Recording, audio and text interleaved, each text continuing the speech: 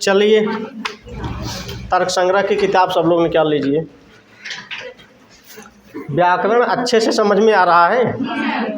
ऐसे हम लोग फरवरी में टीजीटी की नई बैच डाल रहे हैं। टीजीटी की 2 घंटे की अलग से एक नई बैच सुबह से होगी। हाँ, सही रहेगा। टीजीटी के लिए बहुत सारे फ़ोन कॉल्स आ रहे हैं, इसलिए टीजीटी की बैच डालना जरूरी। जब हमको यही काम करना है, कोचिंग ही पढ़ाना है, तो फिर हम टीजीटी भी पढ़ाएं, क्या दिक्कत है 2 घंटे। व्याकरण देख ही रहे हैं कैसे चल रहा है, साहित्य हम पढ़ाएंगे ही उसका एक एक शब्द। ठीक, चलिए तर्क संग्रह में हम लोग क्या पढ़ रहे थे?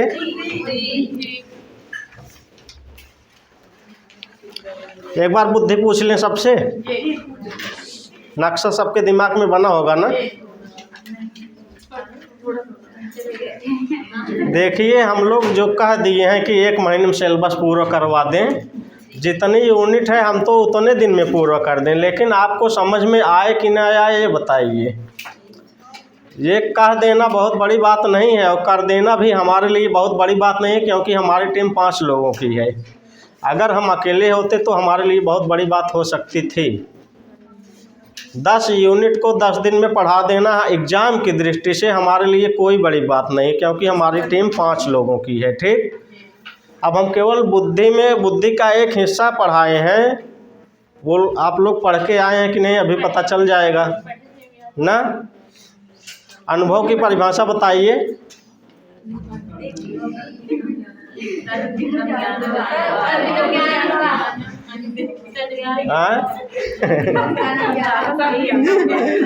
एक शब्द की परिभाषा है। चलिए, हम लोग पढ़ रहे हैं तर्क संग्रह में गुण में भी 16वां गुण है बुद्धि ना। बुद्धि की परिभाषा क्या दी गई थी? सर्व व्यवहार हेतुर्गुणोर ज्ञानम बुद्धि। बुद्धि कितने प्रकार की बताई गई? 2। कौन कौन से? स्मृति की परिभाषा क्या दिया गया? उसके बाद अनुभव की परिभाषा क्या दी गई? अनुभव कितने प्रकार का बताया गया? कौन कौन? यथार्थ अनुभव की परिभाषा क्या? तद्वत् तत्प्रकार को अनुभव है ना। उसका उदाहरण क्या दिया गया? अयथार्थ अनुभव की परिभाषा तद अभाववत् तत्प्रकार को अनुभव अयथार्थ अनुभव। उदाहरण क्या दिया गया? अच्छा, इसके बाद हम लोग क्या पढ़े? यथार्थ अनुभव कितने प्रकार का? कौन कौन? 4 प्रकार ना। उस यथार्थ अनुभव का कारण कितने प्रकार का? कौन कौन? कारण। उस यथार्थ अनुभव का जो कारण है, करण शब्द को हमको पकड़ना है ना। कारण वह 4 प्रकार का है। तो कारण क्या है? असाधारण कारणम करे। असाधारण कारण जो है वह कारण है। तो कारण क्या है? कार्य नियत पूर्ववृत्ति। करे कार्य नियत पूर्ववृत्ति। तो कार्य क्या है? जिसका पहले अभाव हो वह कार्य है ना। प्राक अभाव प्रतियोगी ऐसे लिखा है ना। अच्छा, उसके बाद फिर कारण को कितने प्रकार से बताए? कौन कौन? समवाय की परिभाषा क्या बताए? यत् समवेतम कार्यम उत्पद्यते तत् समवाय कारणम। उदाहरण क्या दिए? तंतुवा पटस्य। तंतु पट का कैसा कारण है? समवाय कारण है। और एक उदाहरण दिए थे। चलिए, असमवाय कारण की परिभाषा क्या दिए? कार्येण कारणेन वा सहि कस्मिन् अर्थे समवेतम सत् कारणम असमवाय कारणम। उदाहरण क्या दिए? प्रश्न पूछेगा यहीं से। तंतु संयोग पट का कैसा कारण है? असमवाय कारण। तंतु रूप पट रूप का कैसा कारण है? असमवाय कारण है। निमित्त कारण की क्या परिभाषा दिए? समवाय और असमवाय इन दोनों कारणों से जो भिन्न कारण है वह कैसा कारण है? उसका उदाहरण क्या दिए? चलिए ना, अब हम लोग क्या पढ़ेंगे? जो यथार्थानुभव का जो कारण था 4 प्रकार का, प्रत्यक्ष, अनुमान, उपमान शब्द, इसी को तर्क संग्रह के अनुसार प्रमाण माना गया। अब इसी को हम पढ़ेंगे आगे, ठीक। पेज संख्या 45 पे देखिए, लिखा है प्रत्यक्ष प्रमाण निरूपण। मिला? हमें नहीं लगता लिख के बताने की ज़रूरत है, एग्जाम की दृष्टि से अभी हम लोग पढ़ रहे हैं। तो लिखा है तत्र प्रत्यक्ष ज्ञान कारणम प्रत्यक्षम, वहाँ हम लोग पढ़ के आए थे ना, हाइलाइटर ले लीजिए, वहाँ हम लोग पढ़ के आए थे ना, प्रत्यक्ष ज्ञान कारणम प्रत्यक्षम, याद आया है सबको? पीछे यथार्थानुभव का जो कारण 4 प्रकार का था, तो प्रत्यक्ष का कारण प्रत्यक्ष था, अनुमित क्या कारण अनुमान ना, वही यहाँ लिखे हैं क्या, प्रत्यक्ष कारणम प्रत्यक्षम ना। प्रत्यक्ष ज्ञान का जो कारण है वह क्या है, प्रत्यक्ष प्रमाण है ना। अब प्रत्यक्ष प्रमाण की जो परिभाषा दे रहे हैं, कह रहे हैं इंद्रियार्थ सन्निकर्ष जन्यम ज्ञानम प्रत्यक्षम, इंद्रिय के अर्थ के सन्निकर्ष से उत्पन्न ज्ञान, यही क्या है, प्रत्यक्ष प्रमाण है ना। जो इंद्रिय के अर्थ के सन्निकर्ष से उत्पन्न होता है वह कैसा ज्ञान है, ठीक। तो यही परिभाषा पूछेगी, इंद्रियार्थ सन्निकर्ष जन्यम ज्ञानम किम प्रत्यक्षम, बस ठीक। आगे चलें, आगे वाली लाइन में आ जाइए, दूसरे पेज पे लिखा है तद द्विविधम, वह प्रत्यक्ष प्रमाण 2 प्रकार का है ना। कौन कौन? निर्विकल्पकम सविकल्पकम ना। निर्विकल्पक मतलब जो ज्ञान संशयात्मक हो, जो ज्ञान संशयात्मक हो, जिसमें हमको किसी अस्थायी वस्तु का भान अच्छी तरह से ना हो रहा हो ना, तो जो संशयात्मक ज्ञान है वह निर्विकल्पक ज्ञान है। और सविकल्पक ज्ञान, जो निश्चयात्मक ज्ञान है वह सविकल्पक ज्ञान है, जिसमें हम पूरी तरह से जान जाए ये फला चीज है ना। आगे देखिए, निर्विकल्पक ज्ञान की परिभाषा बता रहे हैं, निष्प्रकारकम ज्ञानम निर्विकल्पकम, जो संशयात्मक ज्ञान है जिसमें हमको शंका पैदा होती है वह ज्ञान क्या है, निर्विकल्पक ज्ञान।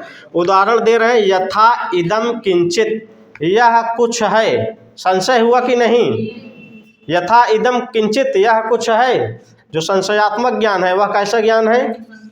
तो इसकी परिभाषा भी आप याद कर रखिए, इसका उदाहरण भी, निष्प्रकारकम ज्ञानम निर्विकल्पकम, ठीक, यथा इदम किंचित। और सविकल्पक ज्ञान कैसा है, लिखे सप्रकारकम ज्ञानम सविकल्पकम ना।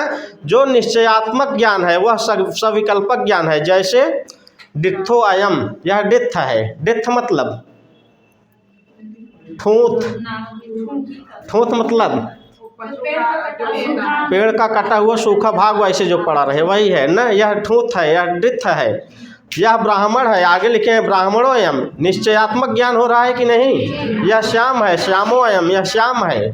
तो सविकल्पक और निर्विकल्पक की परिभाषा और अंतर दोनों में समझ में आया। उदाहरण पूछेगा तब भी कर लेंगे और परिभाषा पूछेगी तब भी कर लेंगे ना। तो प्रत्यक्ष की परिभाषा क्या दी है, इंद्रियार्थ सन्निकर्ष जन्यम ज्ञानम प्रत्यक्षम, वह प्रत्यक्ष प्रमाण 2 प्रकार का, कौन कौन, निर्विकल्पक सविकल्पक। निष्प्रकार को ज्ञानम निर्विकल्पकम, उदाहरण यथा इदम किंचित, सप्रकार को ज्ञानम सविकल्पकम, डित्थोयम ब्राह्मणोयम श्यामोयम, ठीक। देखिए प्रत्यक्ष प्रमाण 2 प्रकार का बताए हैं, पहला निर्विकल्पक, दूसरा सविकल्पक। अब देखिए नीचे क्या बता रहे हैं, प्रत्यक्ष ज्ञान हेतु इंद्रियार्थ सन्निकर्ष, हम तोड़ के पढ़ रहे हैं शब्द ना। प्रत्यक्ष ज्ञान हेतु, जो प्रत्यक्ष ज्ञान का हेतु है वह क्या है, इंद्रियार्थ सन्निकर्ष ना। प्रत्यक्ष ज्ञान का हेतु क्या है, इंद्रियार्थ सन्निकर्ष। और इंद्रियार्थ जो इंद्रिय के अर्थ का सन्निकर्ष है, अगम लिखा षड्विधा, वह 6 प्रकार का है। प्रश्न बन गया, इंद्रियार्थ सन्निकर्ष कितने प्रकार का है। जो प्रत्यक्ष ज्ञान का हेतु है वह क्या है, प्रत्यक्ष ज्ञान का जो हेतु है वह इंद्रियार्थ सन्निकर्ष है। और वह इंद्रियार्थ सन्निकर्ष 6 प्रकार का है। कौन कौन, आगे देखिए, संयोग, संयुक्त समवाय, संयुक्त समवेत समवाय, समवाय समवेत समवाय, विशेषण विशेष्य भाव। वहीं आप ना एक कॉपी पर लिखिए ऐसे, ऐसा एक बार एग्जाम नहीं हुआ जहाँ यहाँ से प्रश्न बनो, चाहे कई उदाहरण दे, चाहे मिलान करके दे, चाहे कोट वाला करके दे, यहाँ से प्रश्न पूछेगा ही। तो इसलिए इसको आप लिख लीजिए जैसे हम लिख रहे हैं ना, 1 2 3 4 5 6 ऐसे करके आप लोग लिखिए, इसको ऐसे रट लीजिएगा।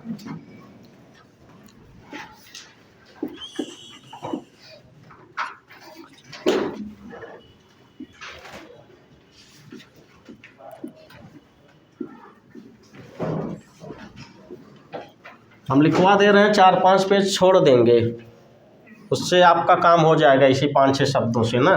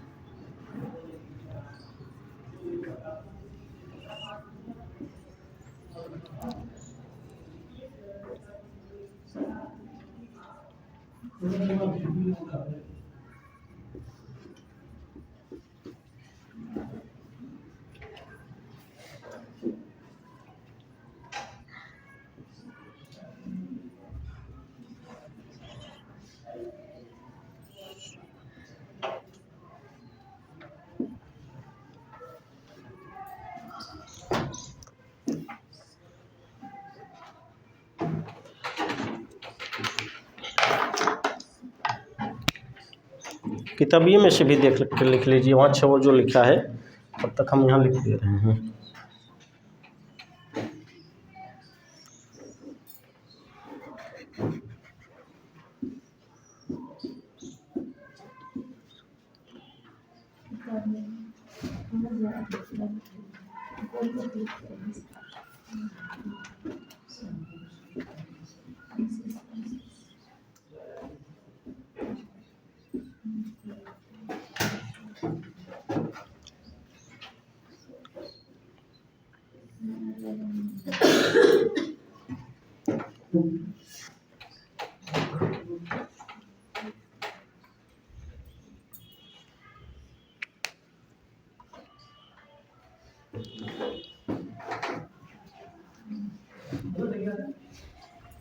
रुको था, यहाँ घट होगा, घट घट रूप, घट रूपत्व, यहाँ होगा शब्द,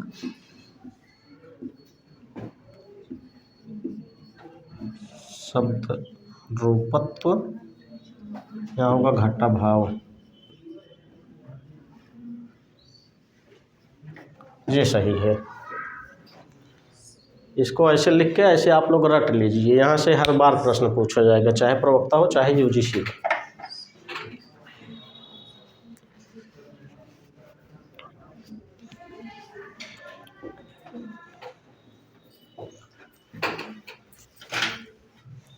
हो गया सबका?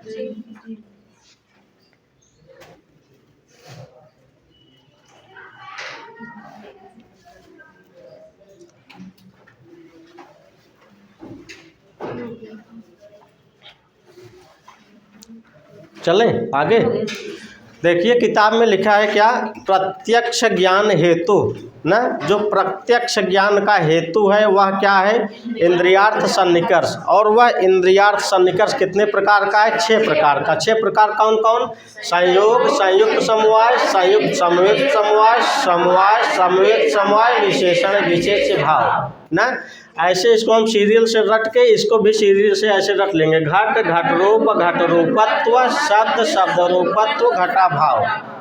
अब यही आपको एग्जाम में मिलान करने के लिए आगे पीछे इसको करके आपको मिलान करने के लिए देगा, ठीक।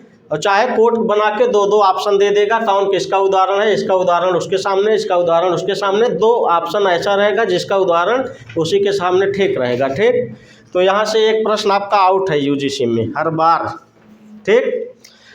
तो चलिए, इंद्रियार्थ सन्निकर्ष कितने प्रकार का, एक प्रश्न ये भी है, तर्क संग्रह के अनुसार ना या किसी के अनुसार इंद्रियार्थ सन्निकर्ष कितने प्रकार का होता है? 6 प्रकार का। 6 प्रकार में कौन है कौन नहीं है ना? कौन है कौन नहीं है, ये भी सबसे तगड़ा प्रश्न है। तो संयोग, संयुक्त समवाय, संयुक्त समवेत समवाय, समवाय समवेत समवाय, विशेषण विशेष भाव, ये छवो जिसको याद रहेगा वही कर पाएगा कौन नहीं है। ठीक, और इसका सीरियल भी यही है, इसका यही उदाहरण है। घट घट रूप घट रूपत्व, शब्द शब्द रूपत्व, घटा भाव। ठीक, तो ऐसे याद करके आप लोग आगे बढ़ जाइए। तो आप 4-5 पेज अब आप छोड़ के आगे चल सकते हैं, पेज संख्या 50 पे, जहाँ अनुमान प्रमाण दिया है। एग्जाम की दृष्टि ये जो 4-5 पेज हम छोड़ रहे हैं ना, इसी उदाहरणों को समझाए हैं कौन किसका उदाहरण है। तो हमको समझने की अभी कोई ज़रूरत नहीं, हम जान गए संयोग का उदाहरण घट है, बस बात खत्म हो गया ना। तो हम 4-5 पेज पे क्यों टाइम दें, हमारा एक शब्द से काम बन गया। ठीक, चलिए। तो प्रत्यक्ष प्रमाण सबको समझ में आया? परिभाषा क्या दी है प्रत्यक्ष प्रमाण की? इंद्रियार्थ सन्निकर्ष जन्यम ज्ञानम प्रत्यक्षम। प्रत्यक्ष प्रमाण कितने प्रकार का? 2। कौन कौन? निर्विकल्पक, सविकल्पक। निर्विकल्पक की परिभाषा निष्प्रकारकम ज्ञानम निर्विकल्पम यथा इदम किंचित। उदाहरण। सविकल्पक की परिभाषा सप्रकारको ज्ञानम सविकल्पकम डित्थोयम ब्राह्मणोयम श्यामोयम। ठीक, अब इसके बाद हम लोग क्या पढ़े? प्रत्यक्ष ज्ञान का हेतु क्या है? इंद्रियार्थ सन्निकर्ष। वह इंद्रियार्थ सन्निकर्ष कितने प्रकार का है? 6 प्रकार का। संयोग, संयुक्त समवाय, संयुक्त समवेत समवाय, समवाय समवेत समवाय, विशेषण विशेष भाव। घट घट रूपत्व, शब्द शब्दत्व। यहाँ चाहे शब्द रूपत्व लिखा रहे चाहे शब्दत्व लिखा रहे, तब भी आप पकड़ लेना है आपको। ठीक, चलिए अब आइए यहाँ हम लोग चलते हैं अनुमान प्रमाण में। लिखा है, देखिए, अनुमान प्रमाण निरूपण मिला। लिखा है अनुमित कारणम अनुमानम, पीछे भी पढ़ के आए हैं ना। यथार्थानुभव का जो कारण है वह 4 प्रकार का। तो अनुमित का कारण क्या था? अनुमान था, वही कह रहे हैं अनुमित कारणम। ऐसे प्रश्न दे देगा, अनुमित कारणम किम, वहाँ ऑप्शन में रहेगा, चारों प्रमाण का नाम देगा। ठीक, कभी कभी ऐसे भी पूछेगा, तर्क संग्रह के अनुसार अनुमान की परिभाषा क्या है? तर्क भाषा के अनुसार अनुमान की परिभाषा क्या है? न्याय सिद्धांत मुक्तावली के अनुसार तर्क इसकी अनुमान की परिभाषा क्या है? तो अभी इसको पढ़िए, जब उसको पढ़ाएंगे तो तब तीनों का परिभाषा एक साथ आपको दिखा देंगे क्या क्या अंतर है तीनों में। ठीक, तो अनुमित कारणम अनुमानम, जो अनुमित का कारण है वही क्या है? अनुमान। आगे कह, अच्छा देखिए, कह रहे हैं अनुमित कारणम अनुमानम, तो अनुमित क्या है या कह रहे हैं? तो आगे कह रहे हैं परामर्श जन्यम ज्ञानम अनुमित, जो परामर्श से उत्पन्न होने वाला ज्ञान है वह क्या है? अनुमित। और अनुमित का जो कारण है वही क्या है? अनुमान है। बन गया अर्थ ना। तो अनुमित का कारण क्या बताए? अनुमान। करें अनुमित क्या है? करें परामर्श जन्यम अनुमानम। परामर्श जन्यम ज्ञानम, जो परामर्श से उत्पन्न ज्ञान है वही क्या है? अनुमित है ना। अच्छा, कह रहे हैं परामर्श क्या है? आगे देखिए, परामर्श क्या है? कह रहे हैं व्याप्त विशिष्ट पक्ष धर्मता ज्ञानम ना। तो व्याप्त विशिष्ट पक्ष धर्मता ज्ञानम परामर्श, ये परामर्श की क्या दे रहे हैं? परिभाषा। अच्छा, उदाहरण दे रहे हैं, देखिए, यथा वन्य व्याप्य धूम वानयम पर्वतः, यह ज्ञान जो है क्या है? परामर्श है।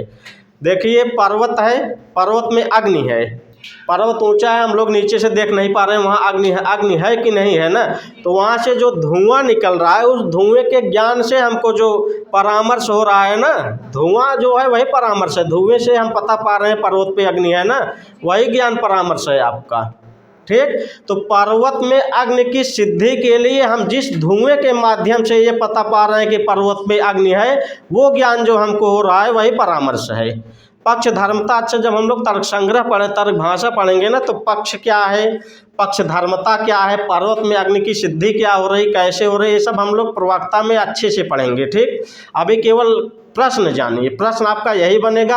अनुमान प्रमाण की परिभाषा कहेंगे सीधे सीधे अनुमित कारणम अनुमानम, तर्क भाषा के, तर्क संग्रह के अनुसार। ठीक, परामर्श क्या है? सीधे सीधे कारण। अनुमित क्या है? कहना है परामर्श जन्यम ज्ञानम अनुमित। परामर्श क्या है? कहना है व्याप्त विशिष्ट पक्ष धर्मता ज्ञानम परामर्श। परामर्श का उदाहरण क्या दिए? वन्य व्याप्य धूम वानयम पर्वता। ठीक, और देखिए नीचे एक उदाहरण और दिए हैं, तत्जन्यम पर्वतो वह्निमान इति ज्ञानम अनुमित। ये अनुमित का उदाहरण केवल याद रखिए, पर्वतो वह्निमान, पर्वत अग्निमान है। बस ये किसका उदाहरण दे रहे हैं? अनुमित की। बस इतना याद करिए। आगे चलें। अनुमान प्रमाण समझ में आया? अनुमित कारणम अनुमानम। अनुमित क्या है? परामर्शजन्यम ज्ञानम। अनुमित परामर्श क्या है? व्याप्त विशिष्ट पक्ष धर्मता ज्ञानम परामर्श। ठीक, आगे देखिए। अच्छा, इसमें कर रहे हैं व्याप्त विशिष्ट पक्ष धर्मता ज्ञानम कर रहे हैं, या व्याप्त क्या है ना? आगे देखिए दूसरे पेज में क्या कर रहे हैं? यत्र यत्र धूमः तत्र तत्र अग्नि इति। जहाँ जहाँ धुआं है वहाँ वहाँ अग्नि है ना। आगवा क्या लिखे? साहचर्य नियमो व्याप्ति। साहचर्य मतलब साथ साथ चलना, जो साथ साथ चले ना। अगर अग्नि है धुआं पक्का रहेगा। ठीक, बिना अग्नि के तो धुआं हो ही नहीं सकता। तो साथ साथ चलना हुआ कि नहीं अग्नि के साथ धुआं का। अग्नि है तो धुआं पक्का रहेगा। यही लिखा है यत्र यत्र धूमः, जहाँ जहाँ अग्नि है ना, जहाँ जहाँ अग्नि है ना, यहाँ यत्र यत्र धूमः, जहाँ जहाँ धुआं है, तत्र तत्र अग्नि, वहाँ वहाँ अग्नि जरूर है। इसका मतलब हम लोग ऐसा भी कह सकते हैं, जहाँ जहाँ धुआं है वहाँ वहाँ अग्नि जरूर है। तो धुआं जो है वह अग्नि के बिना नहीं रह सकता है। ठीक, कह सकते हैं ना ऐसा। चलिए, तो साहचर्य नियमो व्याप्ति, इसका उदाहरण दे रहे हैं। यत्र यत्र धूमः तत्र तत्र अग्नि, जहाँ जहाँ धुआं है वहाँ वहाँ अग्नि भी है। साहचर्य नियमो व्याप्ति, जो साहचर्य का नियम है, जो साथ साथ चले, वही क्या है? व्याप्ति है। ठीक, आगे चलें। इसको छोड़ के आप लोग सीधे आगे आ जाइए, पेज संख्या 52 पे लिखा है अनुमानम द्विविधम। अनुमान प्रमाण कितने प्रकार का? इसके पहले प्रत्यक्ष प्रमाण कितने प्रकार का पढ़ के आए हैं? दो। कौन कौन सा? निर्विकल्पक, सविकल्पक। अब अनुमान प्रमाण कितने प्रकार का? दो। कौन कौन? लिखा है स्वार्थम परार्थम च, स्वार्थानुमान और परार्थानुमान। तो स्वार्थानुमान क्या है? नीचे लिखे तत्र स्वार्थम स्व अनुमित हेतु, जो अपने अनुमित का हेतु है वही क्या है?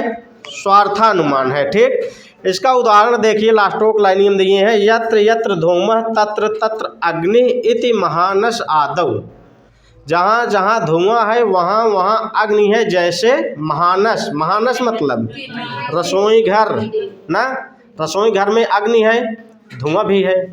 ठीक, तो ये क्या था? स्वार्थानुमान।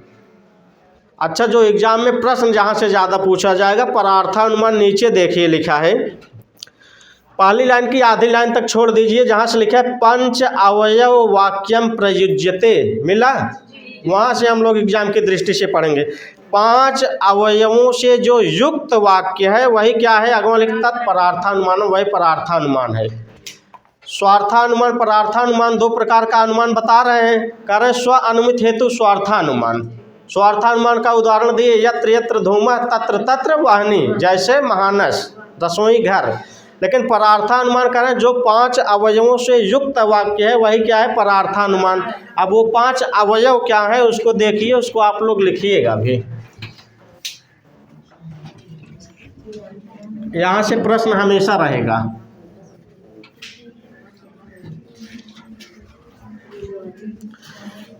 देखिए 5 अवयव क्या क्या हैं, तो आपको किताब ना देख के ना हम वैसे यहाँ लिख दे रहे हैं, वही लिख लीजिए, आपको छुट्टी मिल जाएगी। एकदम नीचवा यहाँ देखिए लिखा है ना, प्रतिज्ञा हेतु उदाहरण उपनय निगमन पंच अवयवाः, यही 5 अवयव हैं, यहाँ लिख लीजिए 1 2 3 4 5। प्रतिज्ञा हेतु उदाहरण उपनय निगमन, इसी का उदाहरण लिख दीजिए, यही पूछा जाता है एग्जाम में आपका।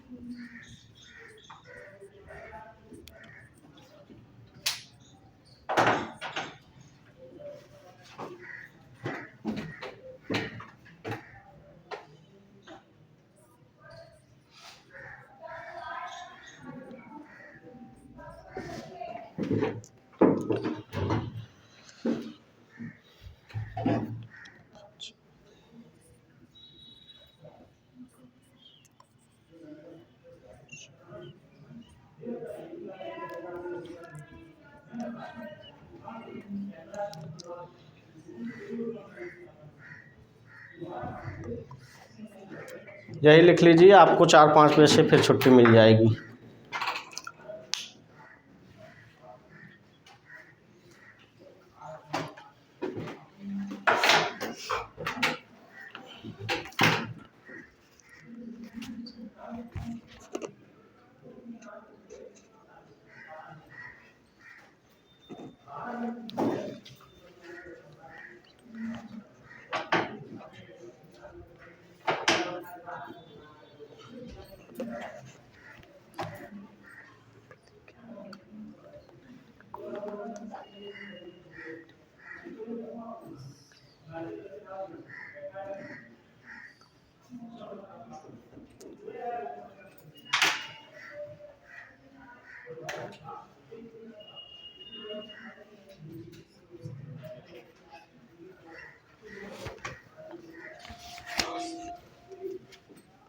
हो गया सबका?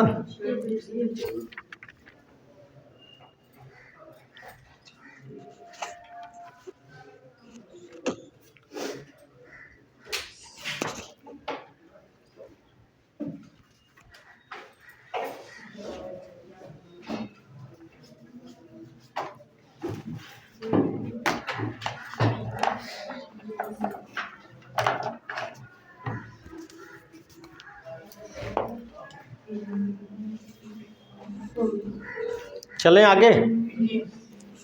देखिए, हम लोग षड्विध सन्निकर्ष पढ़ के आए हैं, किसमें, किस प्रमाण में? प्रत्यक्ष प्रमाण में ना।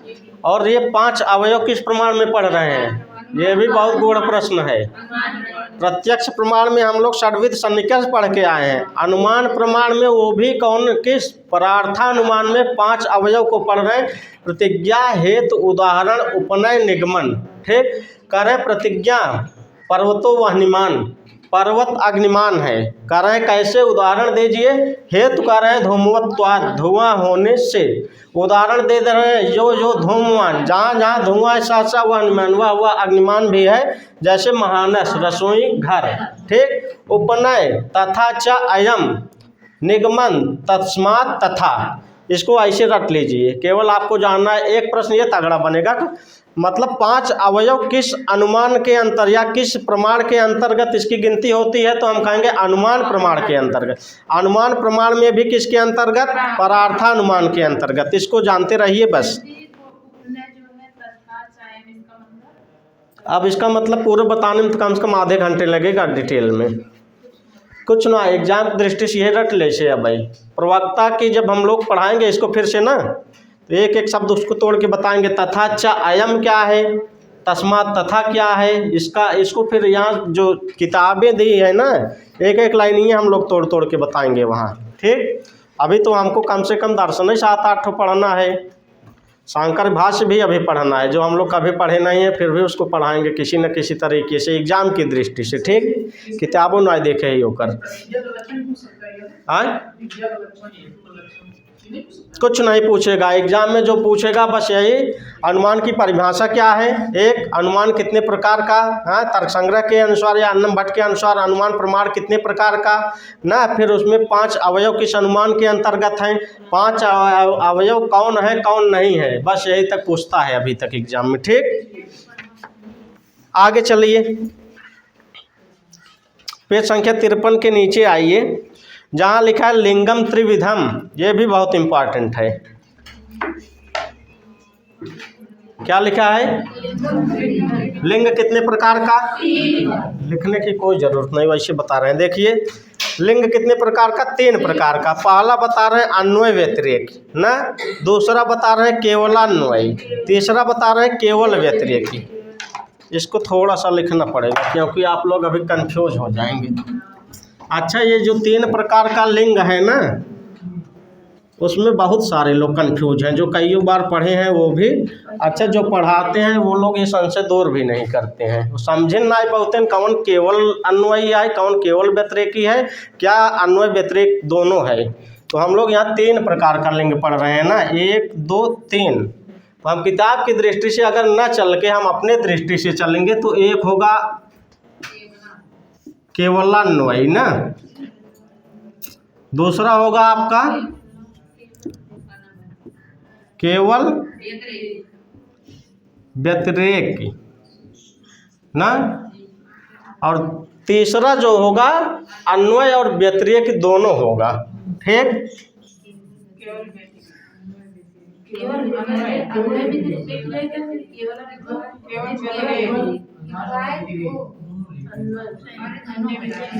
हम बोले क्या इसके पहले, अगर हम किताब के अनुसार न चले, हम अपने अनुसार चलें तो आपका संशय दूर हो जाए ना। अगर किताब के अनुसार चलो संशय तो आरक्षक बना रहे अब रूम में जात तो संशय अपना दूर करिए। एक है केवलान्वय, मतलब जहाँ केवल अन्वय हो ना, दूसरा केवल व्यतिरेक मतलब एक ठीक उल्टा। ठीक, और तीसरा है जहाँ ये भी हो दोनों हो। ठीक, अच्छा एक चीज़ यहाँ आप लिख सकते हैं ना ऐसे, तत्सत्वे तत्सत्ता, ऐसे भी लिख सकते हैं आप ना। और यहाँ क्या लिख सकते हैं, तत् अभावे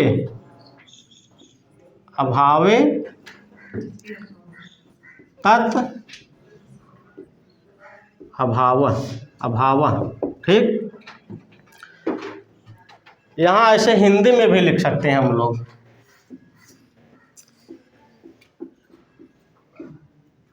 हाँ तो हाँ। ठीक, यहाँ लिख सकते हैं न तो न। अब समझ में आएगा आप लोगों को, ये देखा कैसे समझ में आए। चले, लिखा है केवलान्वयी, हम यहाँ लिख दिए हैं तत्सत्वे तत्सत्ता, मतलब उसकी सत्ता होने पर उसकी सत्ता जरूर, मतलब उसके होने पर उसका होना। अगवा लिख दिए है ना, हाँ तो हाँ, उसके होने पर उसका होना। अभी परिभाषा और उदाहरण वहाँ से पढ़ाएंगे तब समझ में आएगा। और यहाँ लिख दिए हैं तत् अभावे तत् अभाव, उसके अभाव में उसका अभाव, ना तो ना उसके अभाव में उसका अभाव। इतना समझ में आया है ना, अभी परिभाषा दिखाएंगे तब समझ में आएगा। ये है अन्वय व्यतिरेक जहाँ दोनों हो। अब देखिए लाइन में आइए किताब की, लिखा है लिंगम त्रिविधम, पहला अन्वय व्यतिरेक, हम ये जो लिख दिए हैं। ठीक, ये पहला लिखे हैं वहाँ। दूसरा लिखे हैं केवलान्वयी, जिसको हम ये चीज़ लिख दिए हैं पहले पे। ठीक, तीसरा लिखे हैं केवल व्यतिरेक, जो हम यहाँ दूसरे नंबर पे लिख दिए हैं, इसको हम अपने हिसाब से लिखे हैं ना। देखिए पहले क्या लिखे, अन्वय व्यतिरेक, मिला सबको ना, किताब देखिए सब अपनी अपनी। लिखा अन्वयेन व्यतिरेकेण च व्याप्ति मत ना, अन्वय व्यतिरेक, ये इसकी परिभाषा दे रहे हैं। उदाहरण में दे रहे हैं, यथा वहनौ साध्य, अग्नि की सिद्धि में क्या लिखा है, धूमवत्वम, जैसे अग्नि की सिद्धि में धुआं। यह क्या है, अरे भाई यहाँ दोनों की बात हो रही है ना, अग्नि की भी बात कर रहे हैं, यहाँ धुआं की भी बात कर रहे हैं, तो अन्वय और व्यतिरेक दोनों हो रहा है कि नहीं। अग्नि की सिद्धि में धुआं भी तो काम कर रहा है, हम कैसे पता पा रहे हैं पर्वत पे अग्नि है, धुआं से ही तो पता पा रहे हैं, धुआं को देख रहे हैं तो हमें लग रहा है वहाँ अग्नि है, तभी धुआं निकल रहा है ना। तो ये अन्वय व्यतिरेक हो गया। तो इसका उदाहरण यही पूछेगा, वहनव साध्य धूमवत्वम, यह तीनों में से किसका उदाहरण है, तो आपको मारना है किसका, इसका उदाहरण है अन्वय व्यतिरेकी का। ठीक, इसकी परिभाषा क्या दी है, अन्वयेन व्यतिरेकेण च व्याप्ति मद अन्वय व्यतिरेकी। ठीक, ये वाला समझ में आया, तीसरा वाला। अब दूसरा वाला और पहला वाला देखिए, अच्छे समझ में आएगा, इसको आप समझिए। लिखे हैं यहाँ, यत्र धूमः तत्र अग्नि। हम क्या लिखे हैं, देखिए, यत्र धूमः तत्र अग्नि ना। इसका उदाहरण देखिए, इसका पहले वाले का ये लिखे हैं क्या, यत्र धूमः तत्र अग्नि। हम भी लिखे हैं ना, हाँ तो हाँ, यत्र धूमः तत्र अग्नि, हाँ तो हाँ समझ में आया, उसके रहने पर उसका होना समझ में आया। यत्र धूमः तत्र वहनी समझ में आया, जहाँ जहाँ धुआं है वहाँ वहाँ अग्नि जरूर है। हाँ तो हाँ इसीलिए लिख दिए ना, अग्नि के होने पर धुएं का होना, ये क्या है आपका, केवलान्वयी है। ठीक, अब इसका ठीक उल्टा यहाँ देखेंगे, केवल व्यतिरेक का क्या लिखे हैं, देखिए, लिखे हैं यत्र वहनी न अस्ति। किताब देखिए, यत्र वहनी न अस्ति तत्र धूमो अपि न अस्ति। मिला, जहाँ जहाँ अग्नि नहीं है वहाँ वहाँ धुआं भी नहीं है, इसलिए हम लिख दिए न तो न। उसके अभाव में, यानी कि अग्नि के अभाव में धुआं का भी अभाव, यह क्या है, केवल व्यतिरेकी है। अब तीनों समझ में आ गया ना। तो आप यही लाइन पढ़िएगा, यही उदाहरण पूछेगा एग्जाम में जब भी पूछेगा। ठीक, क्या हुआ, कोई संशय हो पूछिए। ये वाला देखिए, अन्वय है, ये व्यतिरेक है ना, इसमें अन्वय व्यतिरेक दोनों है ना। तो जहाँ दोनों की सत्ता सिद्ध हो रही है वह अन्वय व्यतिरेक है। जैसे हम लोग देखें, पर्वत क्या है, अग्निमान है। कैसे पता चला आपको पर्वत अग्निमान है, तो धुएं से ना। तो धुएं की भी सत्ता सिद्ध हुई, वहाँ पे अग्नि की भी सत्ता सिद्ध हो रही है ना। तो ये क्या हुआ, अन्वय व्यतिरेक हुआ, यहाँ दोनों की सत्ता सिद्ध हो रही, धुएं की भी अग्नि की भी। समझ में आई बात अब ना। और यहाँ पे किसकी सत्ता सिद्ध हो रही है, लिखा है यत्र यत्र क्या, वाहनी तत्र तत्र धूमा अपि, जहाँ जहाँ अग्नि है वहाँ वहाँ धुआं भी है ना। यही लिखे तत् सत्व तत् सत्व, उसके होने पर उसका होना, यानी कि अग्नि के होने पर धुएं का भी होना, या क्या है, केवल अन्वयी। ठीक, केवल व्यतिरेकी में उसी का ठीक उल्टा कर दिए, उसके ना होने पर उसका ना होना, यानी कि अगर अग्नि नहीं है तो धुआं भी नहीं है। सीधे सीधे उदाहरण बन गए, यत्र वाहनी न अस्ति तत्र धूमो अपि न अस्ति। समझ में आई बात। एग्जाम की दृष्टि से पढ़ा था, बहन समझ में आए, जब डिटेल में चलब एक एक शब्द बताएंगे बहुत अच्छे समझ में आएगा, ये घुसेगा दिमाग में तब। अब हम ये 3 शब्द पढ़ाओ भी 1 घंटा ले लिए, तर्क संग्रह आज न खत्म हो पाए। आपको एग्जाम की दृष्टि से केवल ये समझना है कि तर्क संग्रह के अनुसार लिंग कितने प्रकार का, 3 प्रकार का। प्रश्न बन गया, कौन कौन 3 प्रकार, केवलान्वय, केवल व्यतिरेक, अन्वय व्यतिरेक। और तीनों का उदाहरण क्या क्या है, यही आप रट लीजिए, यही एग्जाम की दृष्टि से इम्पोर्टेंट है।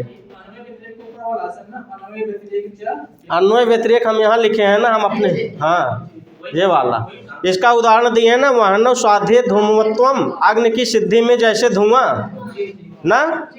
इसका उदाहरण है, ऐसे ऐसे उदाहरण केवल रट लीजिए, एग्जाम पास कर जाएंगे, आवे चाहे ना एग्जाम निकल जाए। ठीक, प्रयागराज की धरती पे बहुत सारे ऐसे लोग, हम लोगों के प्रत्यक्ष उदाहरण है। 4 महीने में TGT फाइट करके चला गए हैं, अब जानते हैं कुछ ना, लेकिन वो एग्जाम फाइट कर लें, जान गए कौन कौन प्रश्न बना तो वही पढ़ेंगे। ठीक,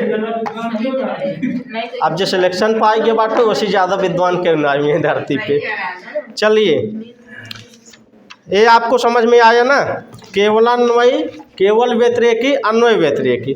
अच्छा, आप देखिए, आइए पेज संख्या 54 पे इसकी परिभाषा आप अच्छे से बताएंगे। लिखा है केवलान्वयी, हम जो लिखे हैं इसकी परिभाषा देखिए, लिखा है अन्वय मात्र व्याप्तिकम केवलान्वयी। मिला। अब इसका भी उदाहरण दे रहे हैं, यथा घटो अविधेय प्रमेयत्वात् पटवत्। यही लाइन हमको रटनी है। आप लोग टिक लगाइए जाके रूम पे, खूब अच्छे से इसको 3 से 4 बार 5 बार पढ़ लीजिएगा, ये सेट हो जाएगा ना। अन्वय मात्र व्याप्तिकम केवलान्वय, ये केवलान्वय की परिभाषा है। इसका उदाहरण दे रहे हैं, घटो अभिधेय प्रमेयत्वात् पटवत् न, घटो विधेय प्रमेयत्वात् पटवत्। उदाहरण समझ में आया।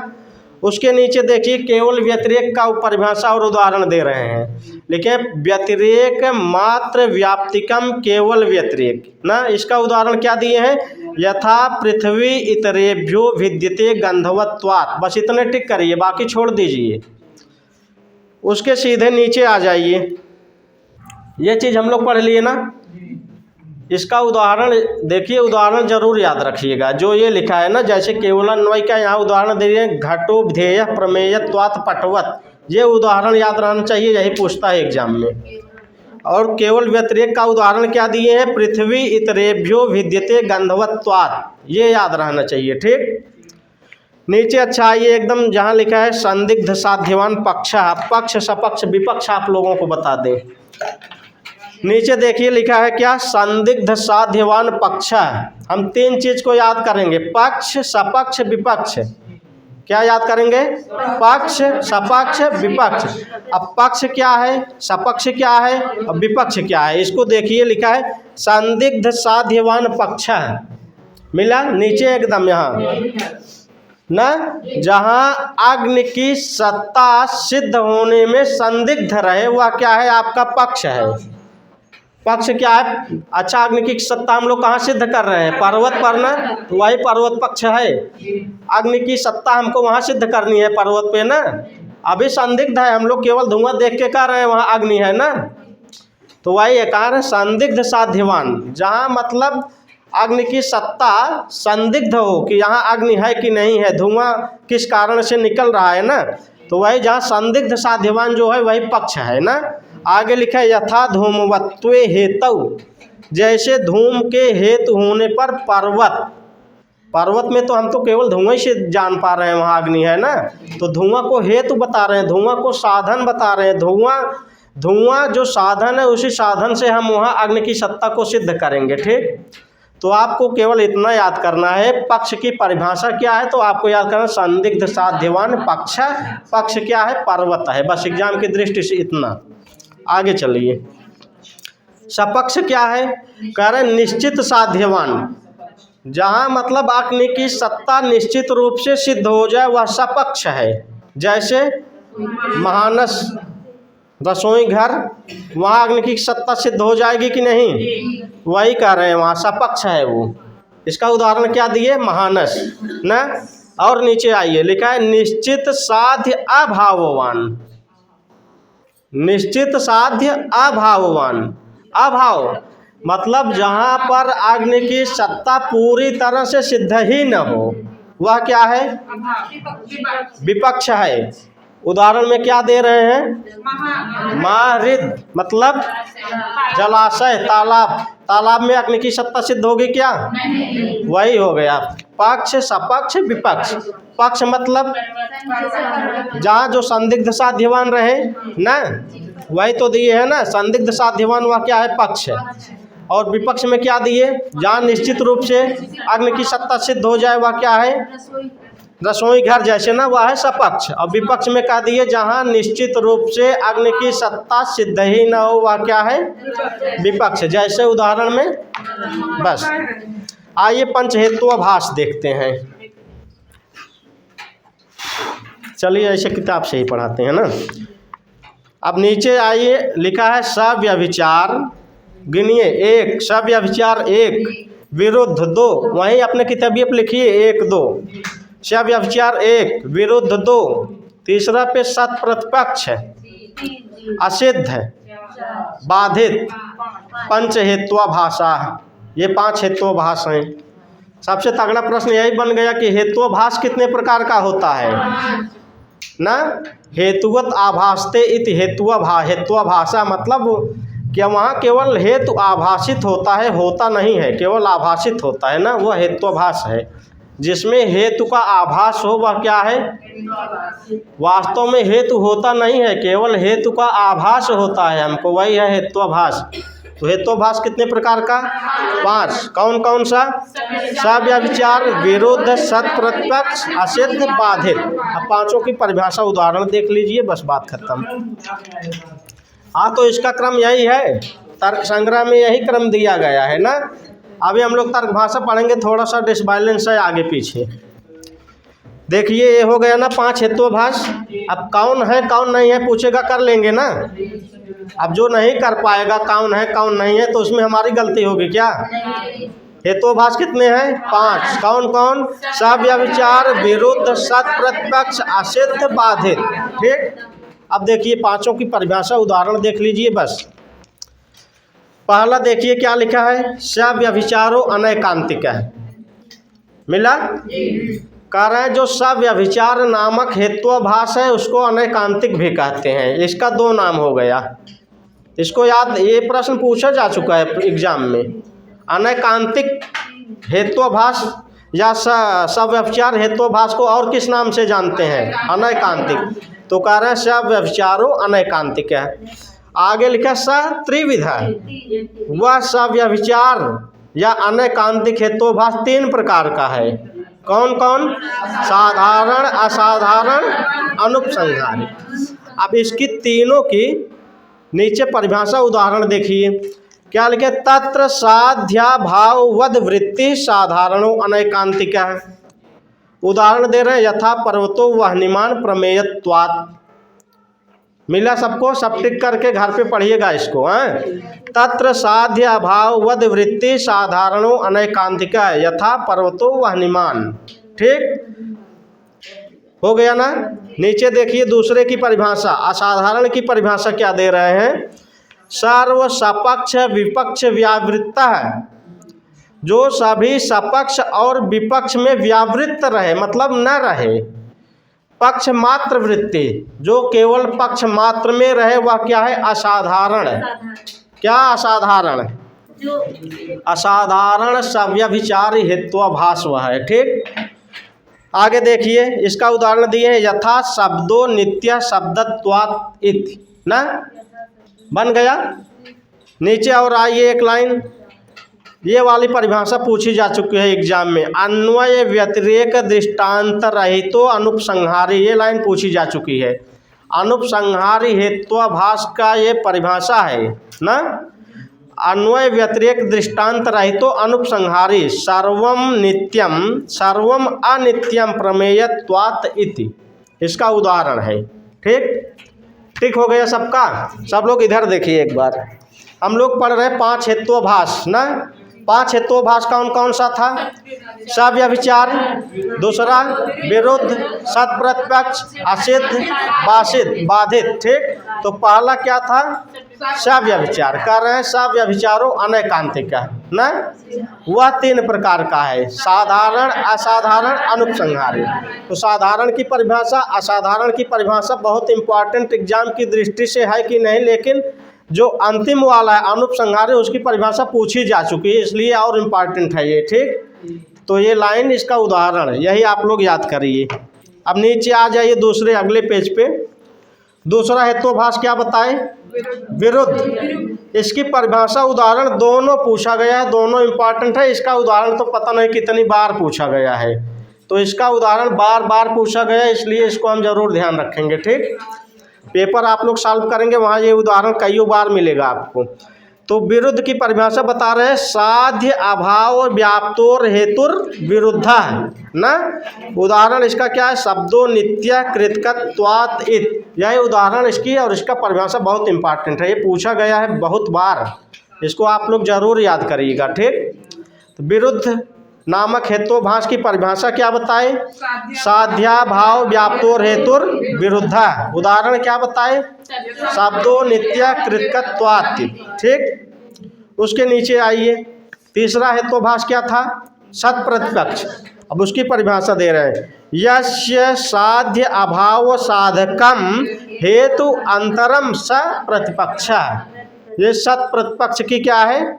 परिभाषा है। उदाहरण क्या दिए? शब्दों नित्य श्रवणत्वात्, इतने टिक करिए, शब्दों नित्य श्रवणत्वात्, बस। हाँ ये भी पूछा गया है। ठीक।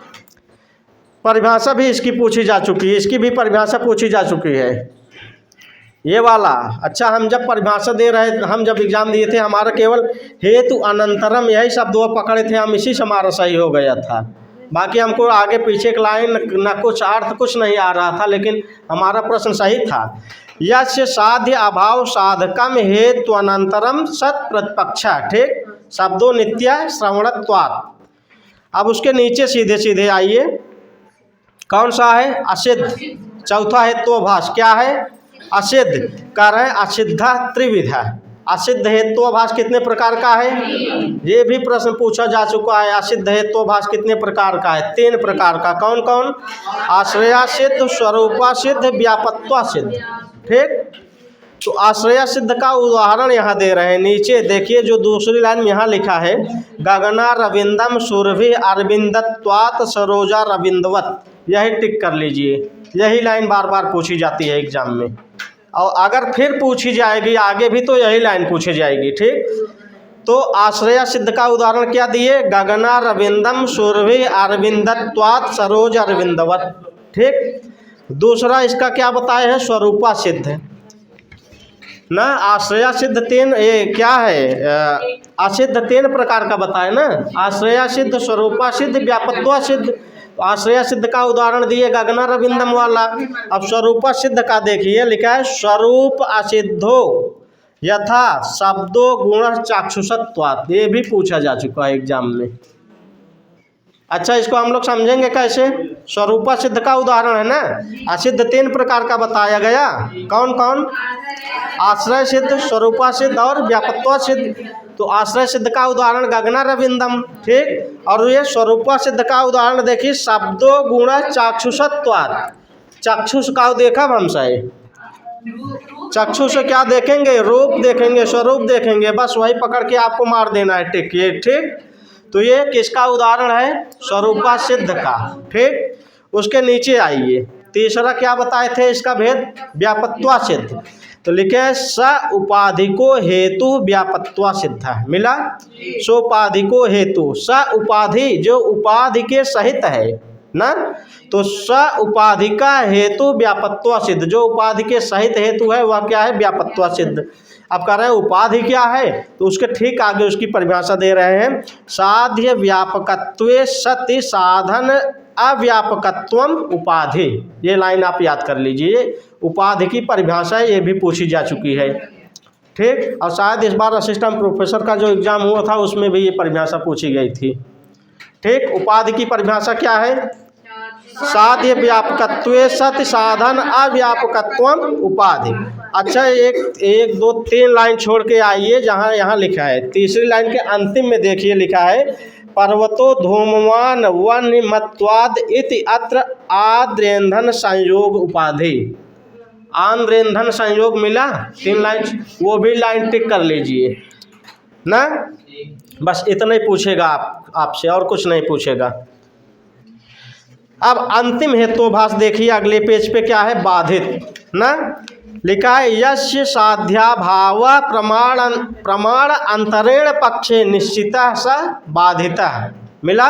ये बाधित की परिभाषा है, इसका उदाहरण कई बार पूछा जा चुका है। क्या लिखा है? यथा वहनि अनुसृणो द्रव्यत्वात् इति, मिला।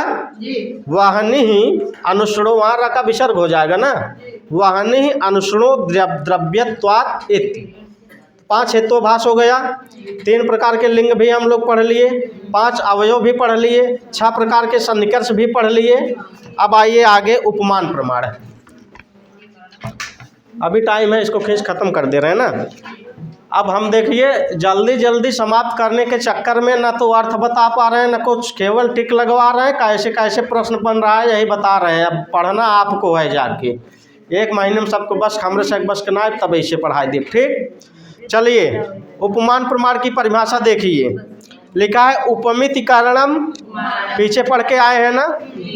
कहाँ किस परिपेक्ष कहाँ पढ़ के आए हम लोग इसको? यथार्थ अनुभव पढ़ रहे थे। उस यथार्थ अनुभव का जो कारण था वह भी 4 प्रकार का था ना। पहले तो बताइए यथार्थ अनुभव 4 प्रकार का कौन कौन?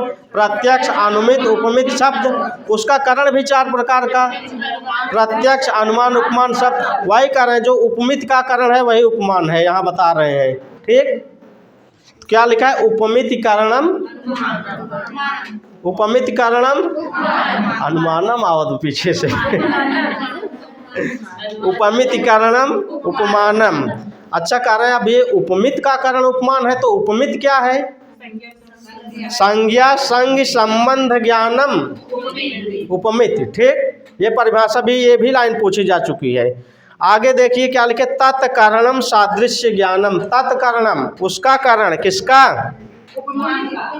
उपमित का जो कारण है वही उपमान है। और अच्छा ऐसे भी प्रश्न कभी कभी बना है, सादृश्य ज्ञानम उपमानम। बहुत कम बनता है लेकिन ये जानते रहिए आप, सादृश्य ज्ञानम उपमानम।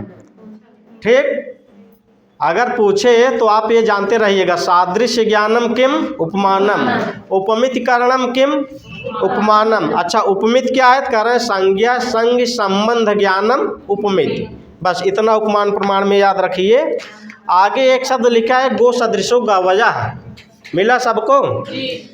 वो वाला शब्द टिक करिए, लिखा है यहाँ ना गो सदृशो गवयः। यही उपमान प्रमाण का उदाहरण है, यही पूछा जाएगा यह किस प्रमाण, यही शब्द देगा गो सदृशो गवयः ना। गाय के समान नील गाय, ऐसा कह रहे हैं। तो यह किस प्रमाण के अंतर्गत आ रहा है? उपमान प्रमाण। यही उपमान प्रमाण का उदाहरण है। वहीं ऊपर ना हाथों से लिख लीजिए अतिदेश वाक्य। यह अतिदेश वाक्य है, मतलब गाय के समान नील गाय, यह अतिदेश वाक्य है। ठीक, हाँ हाँ वही चीज, ये पूरा गोला करके लिख लीजिए। अतिदेश वाक्य लिख लीजिए, उपमान प्रमाण का उदाहरण लिख लीजिए। पृष्ठ 60 पे है, सबसे ऊपर मिला। आगे चले, आइए लिखे है नीचे शब्द प्रमाण हुआ आप लोगों का। लिखिए सट से अतिदेश वाक्य लिख लीजिए, बस उपमान प्रमाण वहाँ लिख लीजिए। आइए शब्द प्रमाण निरूपण कर रहे हैं। आप तो वाक्यम शब्द मिला, यह शब्द प्रमाण की परिभाषा है। क्या हम पढ़ेंगे? शब्द प्रमाण शुद्ध शुद्ध पढ़िए, शब्द प्रमाण शुद्ध शुद्ध पढ़िए। शब्द प्रमाण क्या कहेंगे? तो शब्द प्रमाण की यही परिभाषा है, आप तो वाक्यम शब्द है। क्या है? आप्त वाक्यम शब्द का है। यह आप्त क्या है? आप्त। आगे देखिए लिखा है आप्तस्तु यथार्थ वक्ता, जो सच्चा वक्ता है, जो यथार्थ वक्ता है वही आप्त पुरुष है। ठीक, मिल गया ना। आगे देखिए क्या कह रहे हैं, वाक्य क्या है? देखिए हम 2 चीज पढ़े ना, शब्द प्रमाण की परिभाषा में 2 चीज पढ़े हैं। क्या? आप्त, वाक्य। तो आप्त तो पूछ चुके, आप्त क्या है? कह रहे हैं आप्त तो यथार्थ वक्ता। अब उसी की परिभाषा में एक शब्द वाक्य है, कह रहे हैं वह वाक्य क्या है? कह रहे हैं वाक्यम पद समूह, जो पदों का समूह है वही क्या है? वाक्य है। जैसे गाम आने इति, गाय को ले आओ। ठीक, आगे देखिए लिखा है सक्तम पदम, पद क्या है? लिखे है ना पद समूह, पद के समूह को हम क्या कर रहे हैं? वाक्य कर रहे हैं। पद क्या है? कर रहे हैं सक्तम पदम। ठीक, आगे चलें। अब इसको छोड़ के आप लोग सीधे सीधे आ जाइए अगले पेज पे, जहाँ लिखा है आकांक्षा योग्यता सन्निधिश्च वाक्यार्थ ज्ञाने हेतु ना। वही लाइनें टिक कर लिख ले जा, खाली का वाक्य की परिभाषा ना, वहाँ भी लिख लीजिए वाक्य की परिभाषा। ऐसे पूछेगा वाक्य किसे कहते हैं, तो जिस ऑप्शन में आकांक्षा योग्यता सन्निधि ये तीनों रहेगी वही ऑप्शन हम सही मार के निकल लेंगे। ठीक, बन गया काम आपका। आइए इसका उदाहरण हम लोग लिखवाएंगे जब तर्क भाषा पढ़ाएंगे तब। ठीक, आकांक्षा क्या है, योग्यता क्या है, यहाँ सन्निधि क्या है। ठीक, आइए आगे अगले पेज पे लिखा है वाक्यम द्विविधम, वाक्य कितने प्रकार का? दो। कौन कौन? वैदिकी, लौकिकी। कह रहे हैं वैदिकी क्या ईश्वर उक्तत्वात् न, जो ईश्वर के द्वारा कही गई है वह हमारी कौन सी भाषा है, कौन सा वाक्य है? ये वैदिकी वाक्य है। और नीचे लिखा है लौकिकम तु आप्त उक्तम प्रमाणम। लौकिकी भाषा की, लौकिकी वाक्य किसे कह रहे हैं? जो आप्त पुरुष के द्वारा, जो यथार्थ वक्ता के द्वारा कहा जा रहा है वह लौकिकी है, और जो ईश्वर के द्वारा कहा जा रहा है वह क्या है? वैदिकी वाक्य है। ठीक, अब उसके ठीक नीचे आइए, लिखा है वाक्यार्थ ज्ञानम शाब्दक ज्ञानम। मिला? तो ये टिक मत करिए, पूछेगा नहीं। वाक्यार्थ का जो ज्ञान है वह शब्द ज्ञान है। क्या? तत्कारणम, तो शब्द वहाँ हम लोग बताए थे आपको ना, वहाँ लिखा था शब्द कारणम ना, हम बताए थे यहाँ शब्द नहीं शाब्द होना चाहिए था। तो यहाँ मिला आके आपको ना, यहाँ से प्रश्न नहीं बनेगा, सीधे नीचे आइए, बनेगा यहाँ से अयथार्थानुभव त्रिविधा। हम लोग अनुभव पढ़ रहे थे ना, अभी तक हम लोग यथार्थ अनुभव पढ़ के आए। यथार्थ अनुभव 4 प्रकार का था। कौन कौन था? प्रत्यक्ष, अनुमित, उपमित, शब्द। वहाँ से यथार्थ अनुभव के अंतर्गत सब कुछ पढ़ते हुए चले। अब दूसरा अनुभव क्या है? अयथार्थ अनुभव यहाँ से शुरू हो रहा है। तो देखिए कह रहे हैं अयथार्थानुभव त्रिविधा। अयथार्थ अनुभव कितने प्रकार का? 3 प्रकार का। कौन कौन? संशय, विपर्य, तर्क। ठीक, संशय, विपर्य, तर्क के भेद से अयथार्थ अनुभव 3 प्रकार का है। ठीक, अब संशय की परिभाषा क्या दे रहे हैं? एकदम ठीक नीचे आइए, एक अस्मिन् धर्मिणी विरुद्ध नाना धर्म वैशिष्ट्य अवगाहि ज्ञानम संशय। ये भी लाइन कई बार पूछी जा चुकी है एग्जाम में। प्रश्न आप लोग पेपर सॉल्व करिए ना संस्कृत गंगा वाली प्राख्याता को लेके। गुरुजी उसमें इतने अच्छे से प्रश्न तो है ये है, 4 ऑप्शन वो आयोग के द्वारा पूछा गया है, तो उसकी जो व्याख्या की गई है नीचे, उसको आप प्रश्न पढ़िए, चारों ऑप्शन पढ़िए, चारों ऑप्शन का जो डिटेल दिए उसको पढ़िए। केवल प्राख्याता आप 7 से 8 बार पढ़ डालिए, नेट निकल जाएगा। हम इतना कहते हैं, केवल प्राख्याता 7 से 8 एक बार पढ़ने से तो आपको समझ में ही नहीं आएगा, पहली बात ना। और दूसरी बार पढ़ेंगे तो आप उसको समझेंगे क्या प्रश्न बन रहा है, किस तरीके से व्याख्या की गई है, जो उसमें व्याख्यावा निचवा किए हैं वो व्याख्यावा अगर आप अच्छे से 7 से 8 बार पढ़िए, प्रश्न और उसका ऑप्शन और व्याख्या सहित 8-10 बार पढ़िए, देखिए पूरा सेट हो जाएगा। उसके बाद से यूजीसी में प्रश्न आएगा नहीं, जिसका 12 सही हो जाएगा, 13 सही हो जाएगा फर्स्ट पेपर में, उसका नेट केवल प्राख्याता पढ़ने से हो जाएगा उसमें। ठीक, चलिए, तो संशय की परिभाषा क्या दी है?